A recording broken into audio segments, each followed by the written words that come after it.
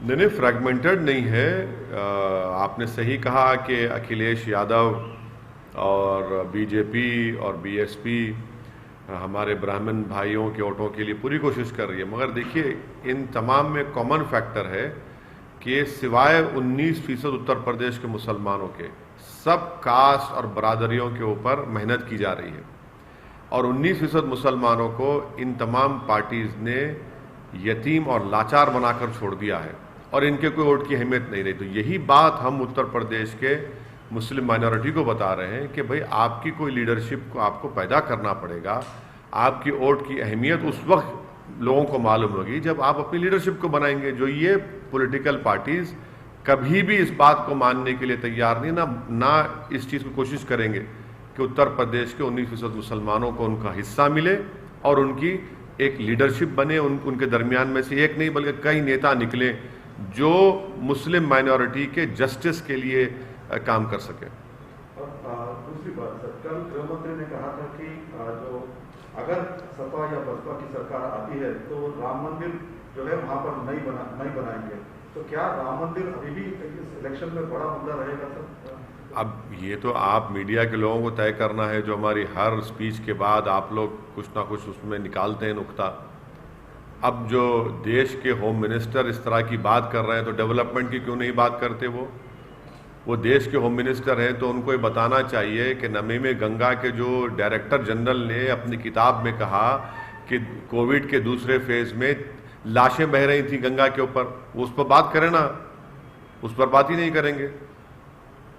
अखिलेश ये हरिद्वार के मुद्दे को लेकर के हालांकि वहां पर एफआईआर हुए हैं सर, लेकिन आप लगातार ट्वीट कर रहे हैं कि अखिलेश यादव क्यों चुप्पी साधे हैं।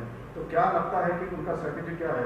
क्यों वो? देखिए, जितने पॉलिटिकल पार्टीज हैं भारत में जो भारत के संविधान पर यकीन करते हैं, जो एनार्की पर नहीं रूल ऑफ लॉ पर भरोसा करते हैं, उन तमाम पॉलिटिकल पार्टीज को अपनी खामोशी को तोड़ना पड़ेगा। क्योंकि हरिद्वार के धर्म संसद में मुसलमानों के खिलाफ एक ओपन जेनोसाइड का कॉल दे दिया गया, जिसमें कहा गया कि म्यांमार में जिस तरह रोहिंग्याओं को बेघर किया गया, मारा गया, उस तरह भारत के मुसलमानों को इस तरह का उनका हाल करना चाहिए।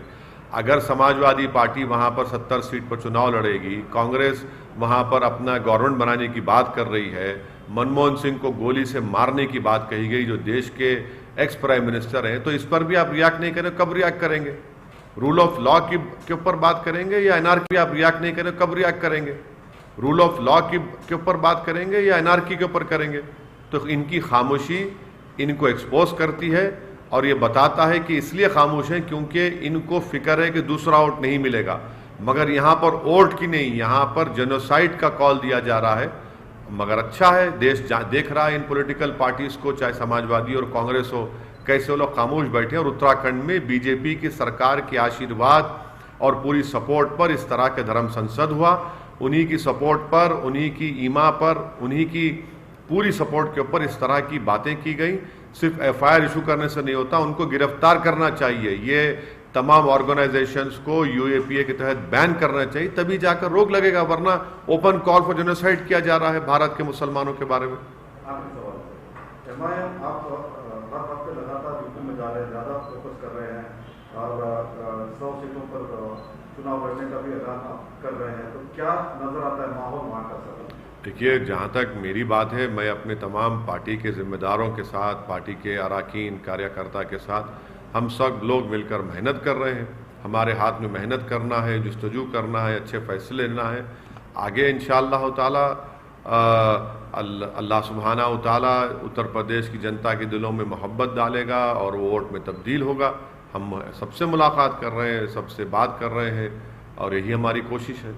खादरी कैटरिंग्स, जी हाँ, शहर हैदराबाद का जाना माना नाम Khadri caterings Indian, Chinese, tandoori, Mughlai dishes का बेशुमार खजाना, बेमिसाल sweet dishes. Address opposite Gautam school, Kishan Bagh, Hyderabad. Mobile 7330 910 454 9347 0